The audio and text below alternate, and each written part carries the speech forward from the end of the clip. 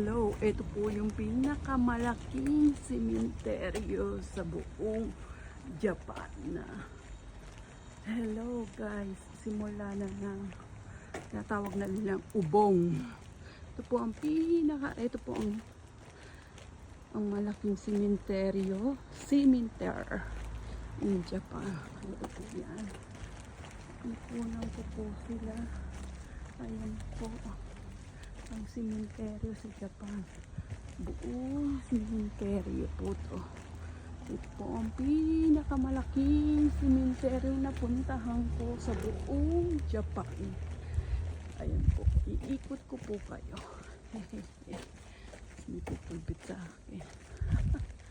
Hindi ako nakakatakot. Hindi katulad sa Pilipinas.